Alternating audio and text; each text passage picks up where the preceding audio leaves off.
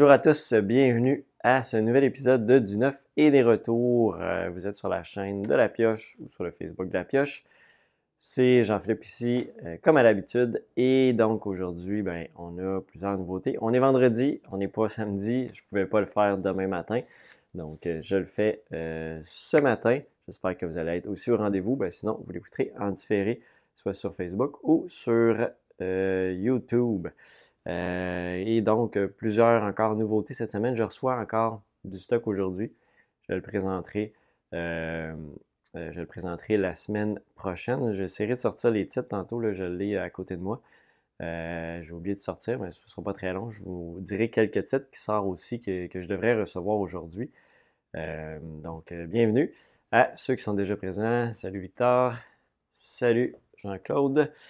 On va commencer avec un petit jeu ici qui s'appelle Level 10. Donc, Level 10, c'est un petit jeu style rétro gaming, mais un jeu de cartes dans lequel il faut passer à travers les différents mondes, peut-être jouer toutes les cartes du paquet pour réussir à se rendre à la fin au niveau 10.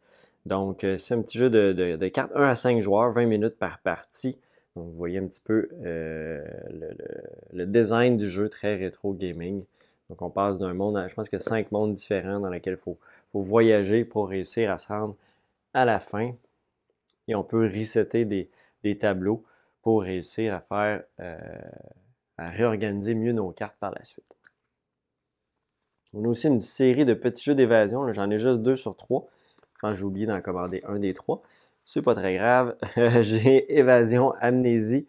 Donc des petits jeux d'évasion en boîte. Un autre style avec ici, donc c'est la difficulté 8 sur 10 pour Amnésie. C'est 1 à 6 joueurs. Donc c'est des cartes. Il y a 90 cartes dans la boîte. On peut le faire une fois. Il n'y aura pas de bris par contre. Donc c'est possiblement un jeu qui va se retrouver dans ma location aussi éventuellement. Ce genre de petits jeux-là pour varier un petit peu avec les unlock. Donc, un autre petit jeu style évasion. J'ai ici donc le Amnésie, et puis aussi la particularité que les personnages peuvent mourir. Donc, on peut perdre des personnages dans les enquêtes. Et même chose ici pour Libération. Libération, qui est niveau 4 sur 10, donc un petit peu plus facile. Je pense que l'autre, c'est 6 sur 10 que j'ai pas en ce moment. J'en commanderai peut-être si jamais ça, il y a un bon intérêt pour le jeu. J'ai également ici Vote for Woman. Vote for Woman, c'est un jeu de la compagnie Fort Circle Game. Fort Circle Game, ils ont 2 jeux. J'ai leur autre jeu aussi que j'ai commandé directement de eux. Donc, je viens de recevoir ça.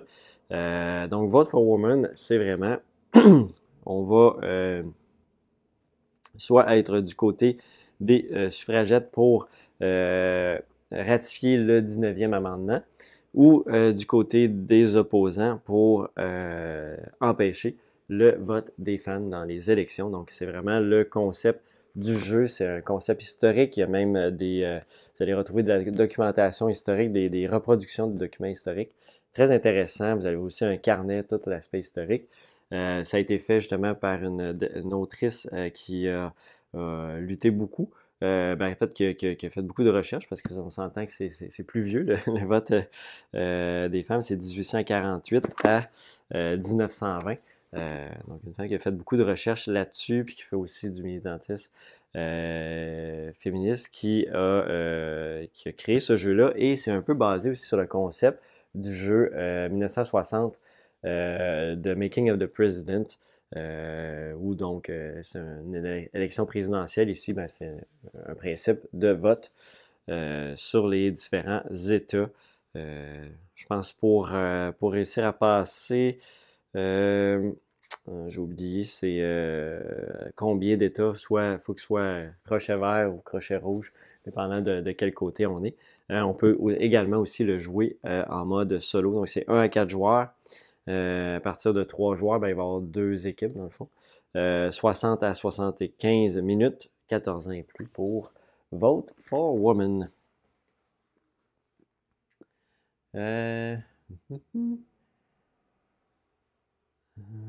Parfait. On disait beau format de boîte. Ouais, non, c'est des beaux petits formats de boîte, effectivement, pour Vote for Women. C'est pas des trop grosses boîtes. Je vais vous présenter l'autre tantôt. Il est en dessous de ma pile des retours. Fait que je vais, je vais vous présenter l'autre de Fourth Circle Game tout à l'heure. On a ici reçu Distill. Probablement qu'il y a quelques personnes d'entre vous qui l'attendent. Son Kickstarter, ben oui, il est sorti en magasin en français. J'ai même pas encore reçu les versions anglaises, donc c'est très très rare. Donc Distill, c'est un jeu dans lequel vous allez distiller vos spiritueux, le vodka, whisky, etc. Concept de jeu, c'est que vous allez avoir des recettes, justement, un plateau de recettes. Il faut faire de la recherche pour avoir accès à des meilleurs, en fait, des recettes de produits plus poussés. On va aller chercher des ingrédients dans une phase de jeu. Après ça, on va créer nos barriques de vin. Puis il y a comme le dessus, le dessous là, qui s'élimine de nos cartes parce que c'est un peu le principe. On peut le réutiliser plus tard. Donc, la recherche est bien faite pour agencer les mécaniques avec le principe de distillation d'un produit, d'un spiritueux. On peut aller chercher des barriques plus vieilles, etc. Pour faire vieillir nos alcools. Ouais, effectivement, l'OQLS serait content.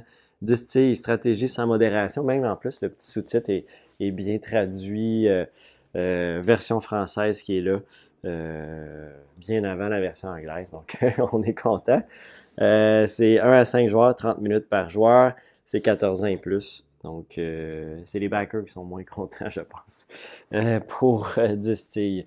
Mais bon, je pourrais pas, j'ai pas suivi vraiment la campagne, mais je pourrais pas dire qu'est-ce qui s'est passé. On a reçu également Bullet Heart, Bullet Cœur en français.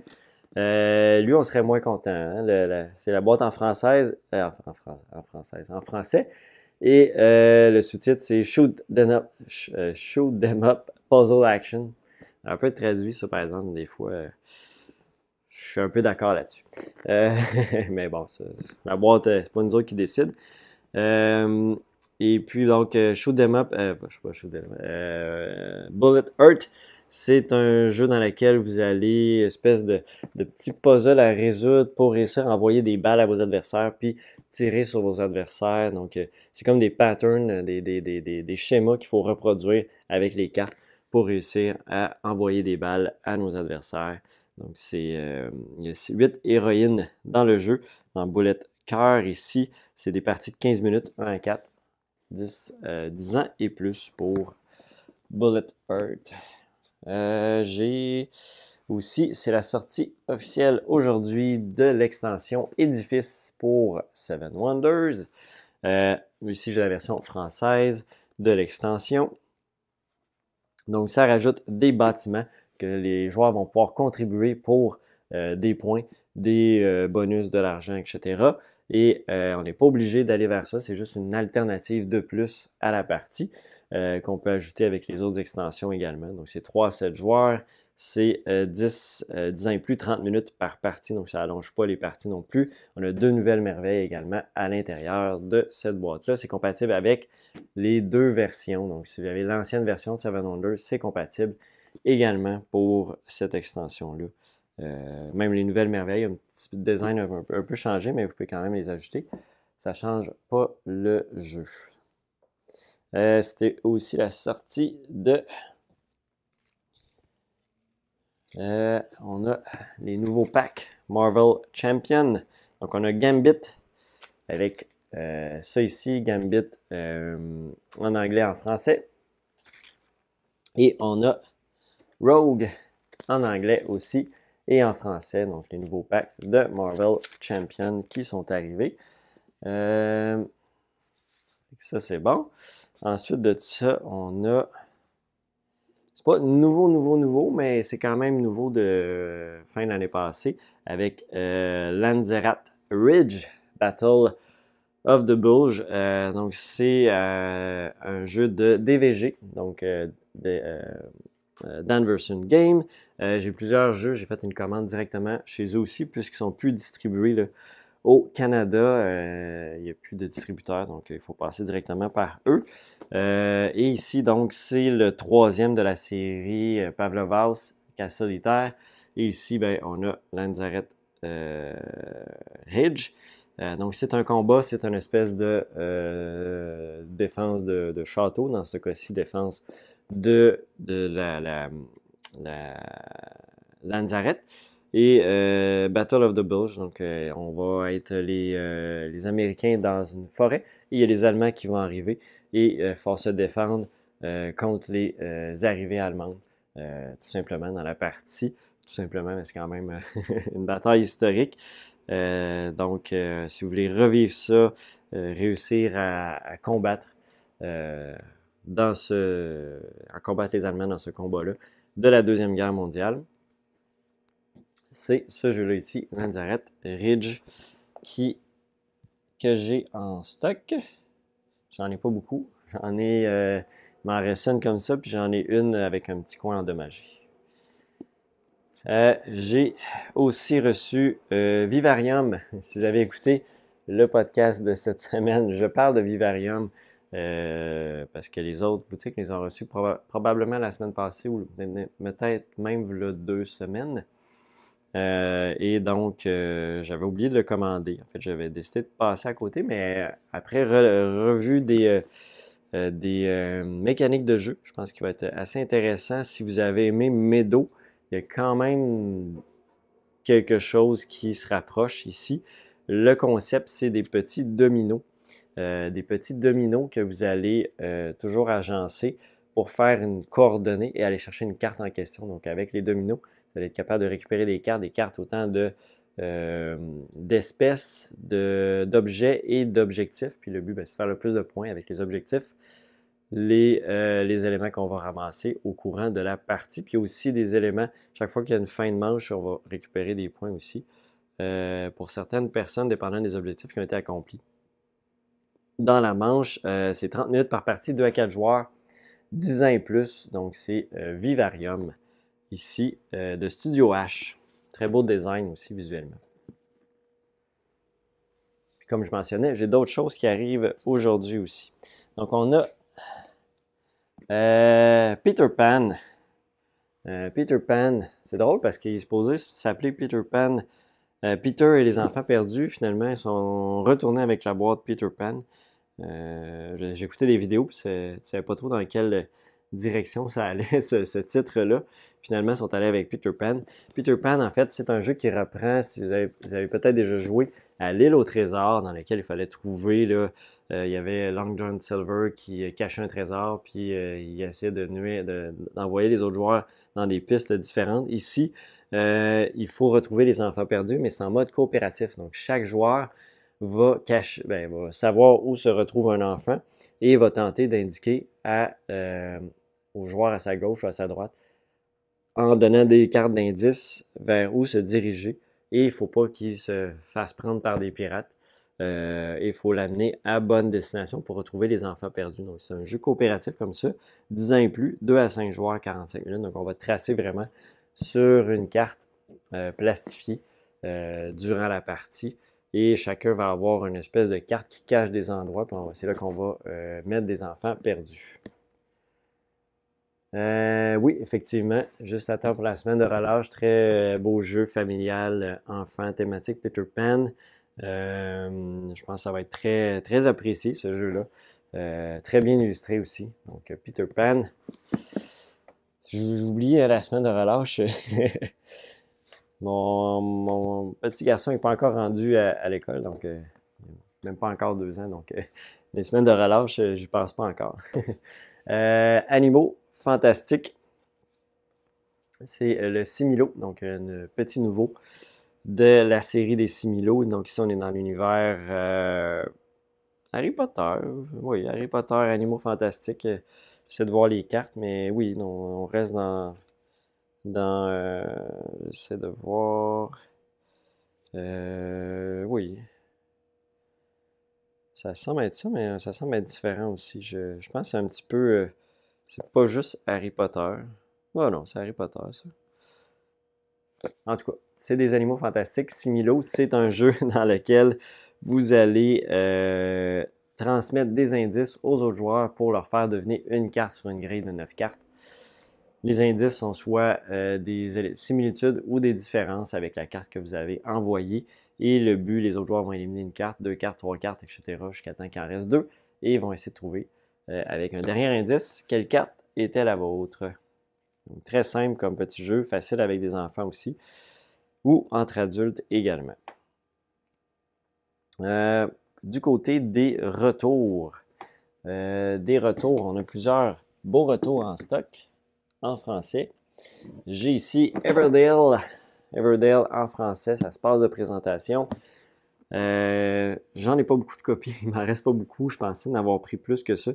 Puis je pense pas qu'elle allait repartir encore aussi vite chez mon fournisseur qu'il y en a déjà plus.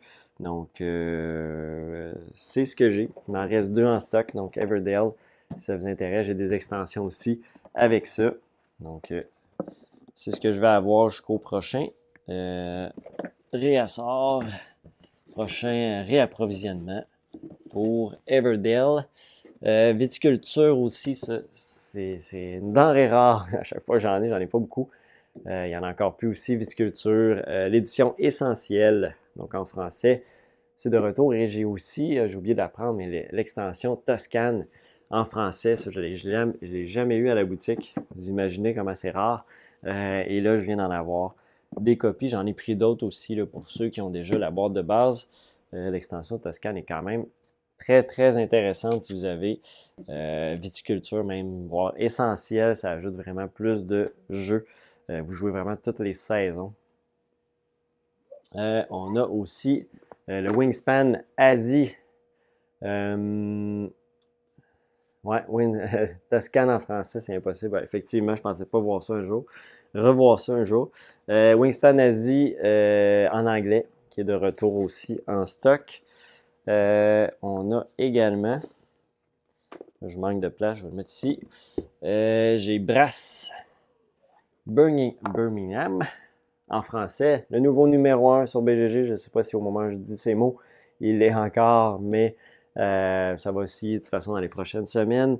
Mais c'est la version française ici que j'ai de retour en stock que j'avais plus. J'avais juste Lincolnshire.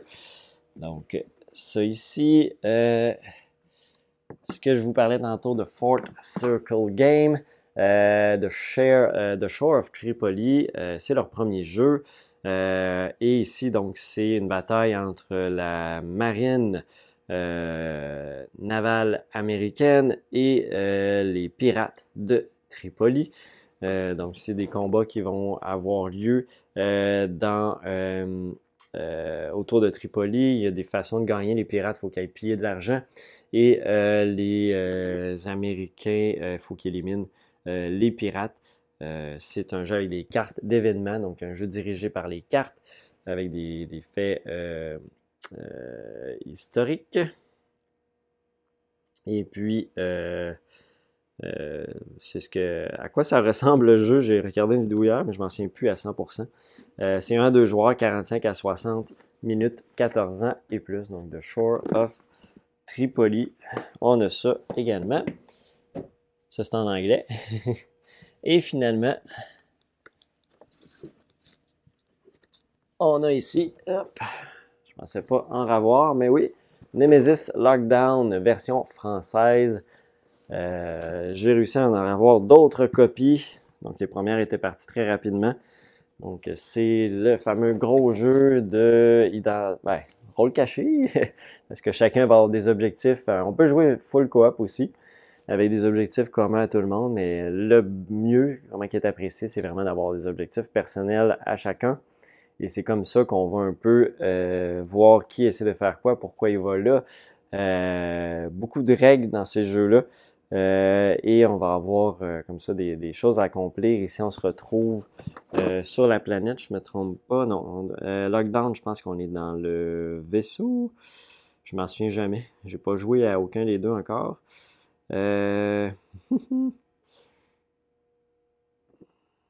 Bon, je sais plus. C'est pas très grave. Survie dans l'espace. Non, je pense qu'on est sur la planète, puis l'autre. Mais Lockdown, ça fait un peu bizarre. Euh, je le trouve pas rapidement comme ça. C'est pas très grave. Donc, c'est Nemesis Lockdown. Base spatiale que tu me dis, c'est là. Merci. Je cherchais. Euh, hop. Donc, c'est ce que j'avais en stock. Retour en stock cette semaine. Je vais aller voir ma petite liste rapidement. Donc, qu'est-ce que j'attends cette semaine? En fait, aujourd'hui, je vais recevoir Mobile Market, Smartphone Inc. Game. Donc, c'est la petite version de smartphone avec Mobile Market. J'ai aussi Blason. C'est un jeu de construction de blason, des écussons, là. Fait que c'est ce jeu-là. Je vais avoir aussi des RFI. Ça, c'est un retour en stock, RFI Monster. J'ai aussi, je vais avoir la version française de Echoes, l'anneau.